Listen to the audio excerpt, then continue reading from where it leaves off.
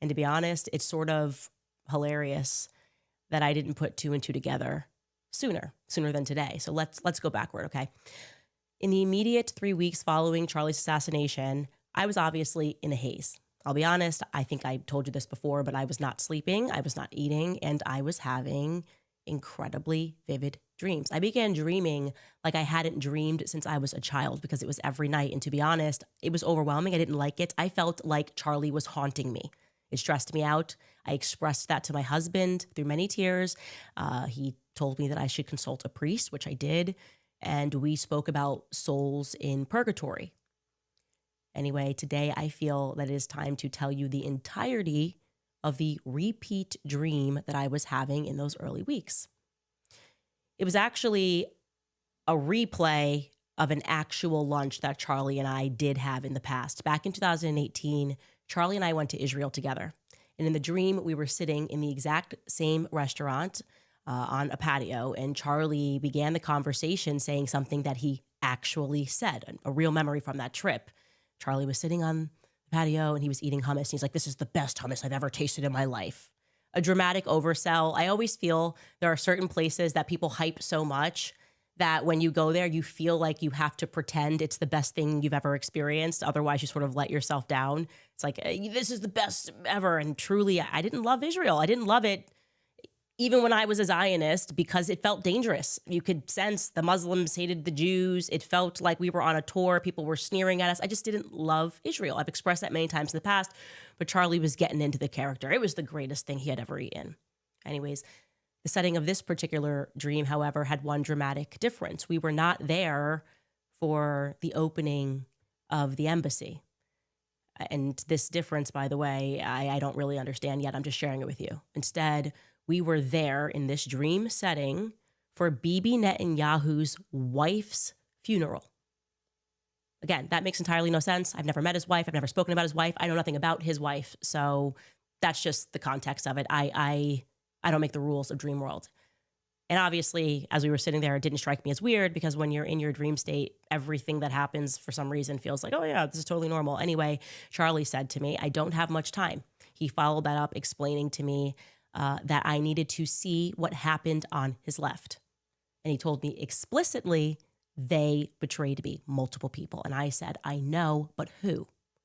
Then came the frustrating part of the dream. Every time I would say who, you know when you're in a dream and you go who, or you try to speak in the dream, and then suddenly you're actually speaking in real life and you start to wake yourself up from the dream by accident. That's what kept happening. And whenever I would try to listen to what he was saying, it sounded like he was underwater. So I was frustrated by this. I can't get to the part where you tell me who betrayed you. It wasn't until the 3rd week after his death that finally one face came through in this dream. It came through as clear as day from around the corner of the restaurant. And it was Andrew Colvet's.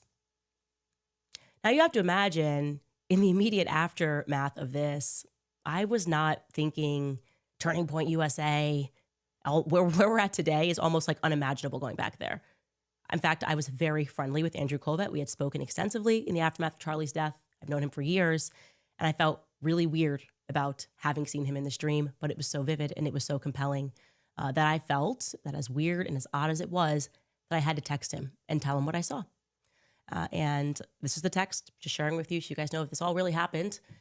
I said, "I rarely have vivid dreams, but I had one clear as day this weekend. Charlie came to me and he sat down and he told me that he did not have much time, that I needed to know that he was in fact betrayed and that they are hiding what happened to my left. I believe his soul is in purgatory, and I believe that you know much more than you've said publicly or privately." And Andrew Colvet never answered. It's the last time Andrew Colvet and I spoke. Now, of course, fast forward today, and we learn that it's been Andrew Colvet orchestrating all of these attacks, actually. Got caught red-handed. It's sort of ridiculous that I didn't just assume that earlier. But like I said, that's not where my brain went in the aftermath of Charlie's assassination. I thought, these are good guys who loved Charlie Kirk. But the question I'm now arriving at is why? Why, if it was just a dream, why does it require so much effort on the PR front? Why are we mocking dreams, right? Maybe it wasn't just a dream. In fact, thereafter, what I can tell you now is that 2 people within Andrew's inner circle reached out to me and told me that I should look more into Andrew Colvet, okay? I'm going to tell you another funny story because it now makes me, the irony of it is pretty thick. Back, and this is another story about me and Andrew, back when Charlie was alive and things were great, Andrew called me up. This was actually the end of, I want to say, ahead of AmFest. Yeah, the notorious AmFest that Tucker spoke at. Andrew called me up and he asked me, and I'm not kidding, in earnest, he asked me, "Are you a witch?" I laughed at him on the phone. I was in London and I said, "No, why?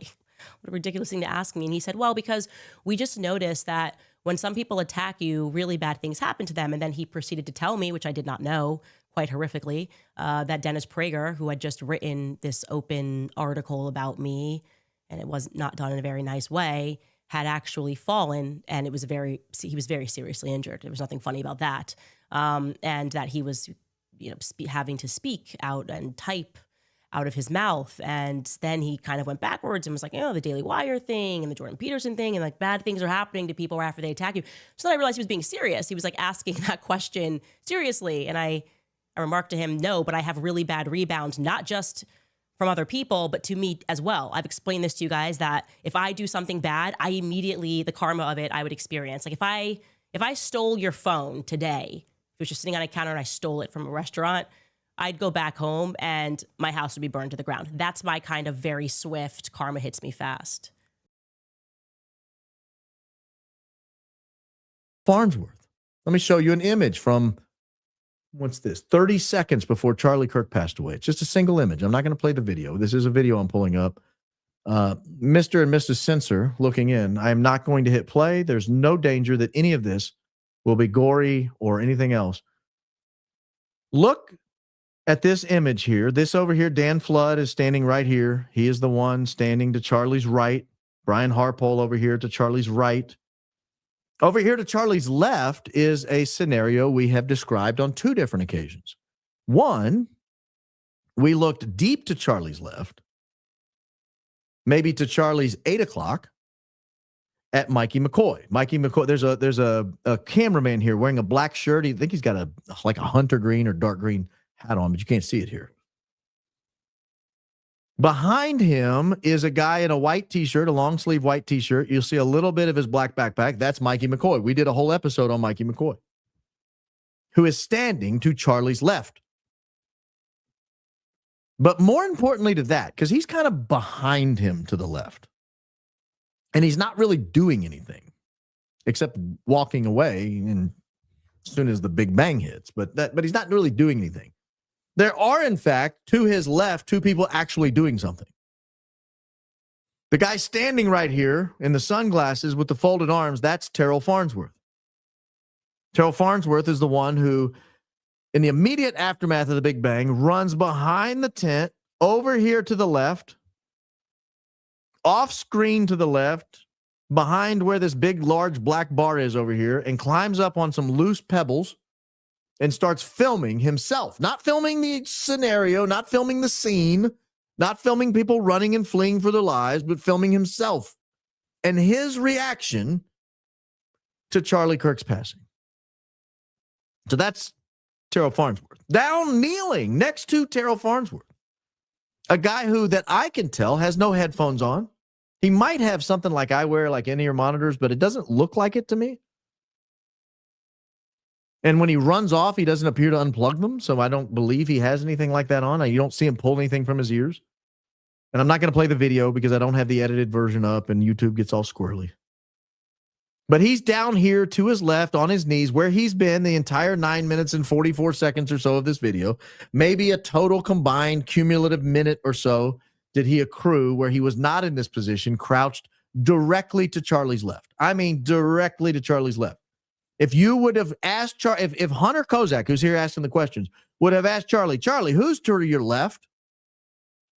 Charlie would have looked to his left and said, Terrell Farnsworth and Philip Goldsberry. That's who's to my left. Why do you ask? Well, because Candace is going to have a dream one day, and she's going to talk to Andrew Colvett about it. I want to raise the subject of that tonight because when she said that, a cold shiver consumed me, my entire body. I went ice cold when I heard her say that something happened to Charlie's left.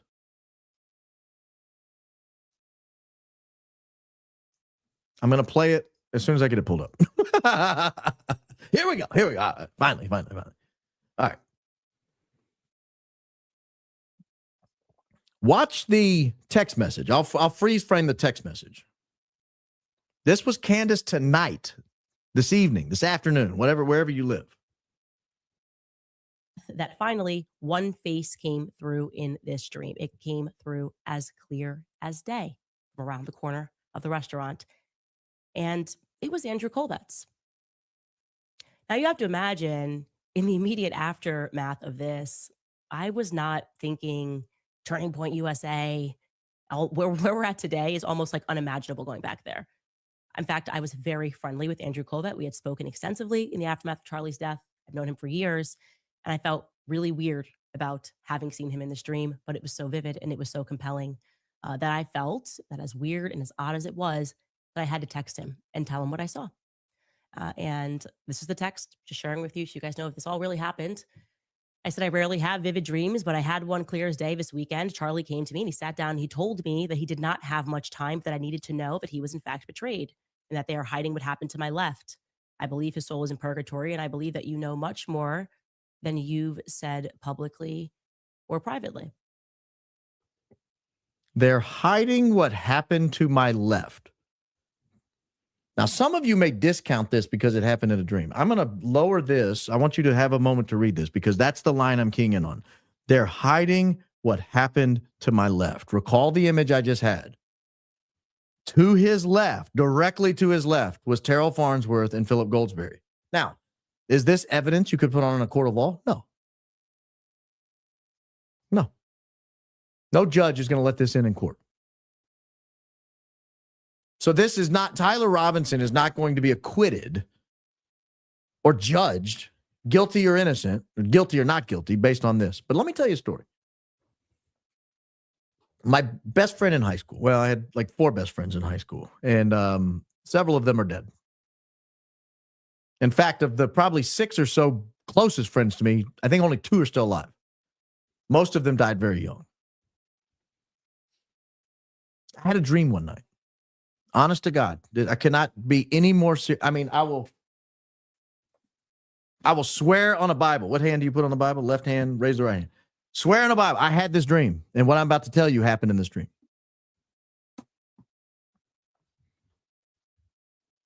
I was living away from Middle Tennessee at the time. In this dream, I was on Franklin Road, which is a road that runs between Nashville and Franklin. But I was in the Nashville part of it in Davidson County, which just happens to be in the exact spot where my best friend from high school was in a motorcycle wreck in July of 2007 and died. And I'm on that road, and in my dream, and it's real, it's over by the governor's mansion, that same neighborhood. If you guys know anything about Nashville, it's like where Father Ryan and the governor's mansion are. It's that Oak Hill area right there. Now, maybe way too much information for you, those of you in the Balkans. But that's where I was. You can look it up on a map.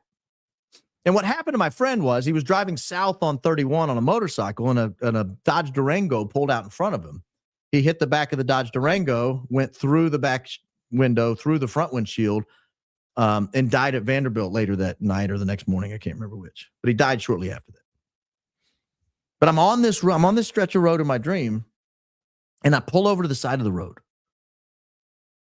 And I don't even know why I did it. I'm just sitting. I'm getting chills talking about it. I'm just sitting there on the side of the road. And my friend, I'm not going to say his name, but my friend comes up to the car and gets in the car with me. And I was like, bro, you're dead. He was like, I'm not dead. I'm more alive than you are. I was like, what? What are you talking about, dude? I went to your funeral. It was like a month ago. He was like, I'm okay. I was like, are you sure you're okay? He's like, dude, I am okay. And I was like, where are you staying? He was like, I'll show you. And we drove up the road a little bit, and you looked out, and there was this just unbelievable expanse. Kind of like in that area, if all those trees were knocked down, because Nashville kind of sits in a bowl, like downtown Nashville does.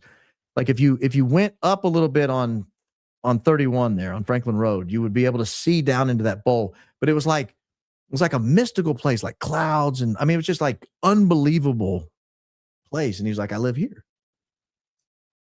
And I was like, what, dude? Can I take you home? He's like, sure. So we pull up to this place. And it's this just almost like a dorm room, right? It's not what you would think of as the mansion in heaven. Like, trust me, I'm hoping I get a little better spot than he had.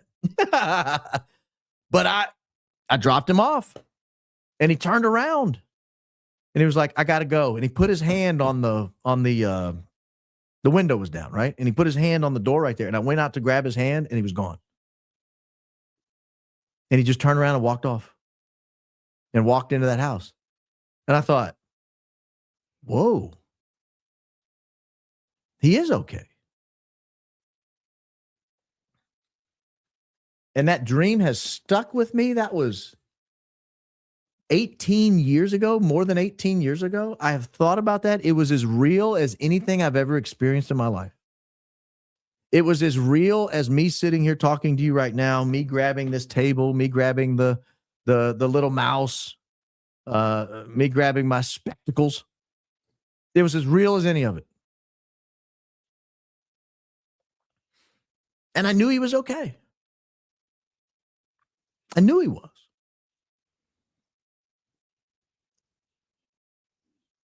And so when I hear Candace talk about dreams, I don't make fun of her.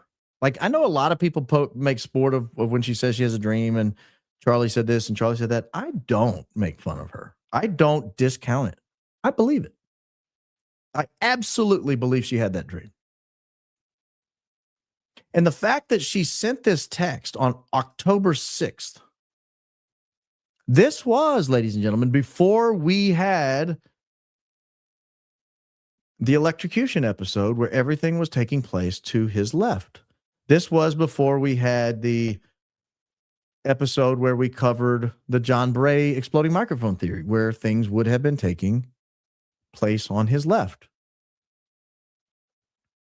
So when she says they're hiding what happened to my left, and I believe she genuinely had this dream, I at least have to leave open the possibility that we're on the right track.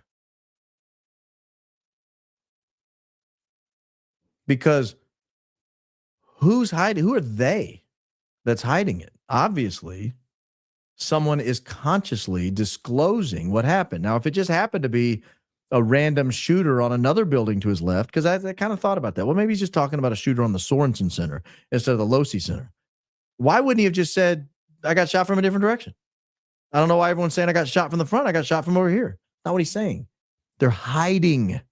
They're hiding what happened to my left. Again, who's to his left? Directly to his left is Terrell Farnsworth and Philip Goldsberry. Just behind him to his left is Blake Neff and Mikey McCoy. That's where the sound equipment was that day. And if you recall, it was not up on the table as it previously had been at previous stops. It was down on a much lower place where you couldn't get a good angle of it from where the cameras were.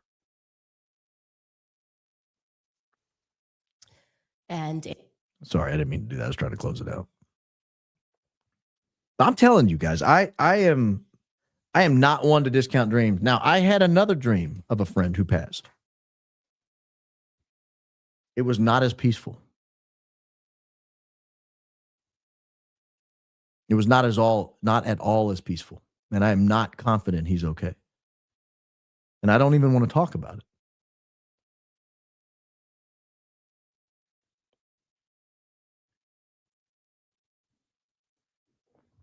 But I believe her. I believe her. When she says she had a dream, I believe her.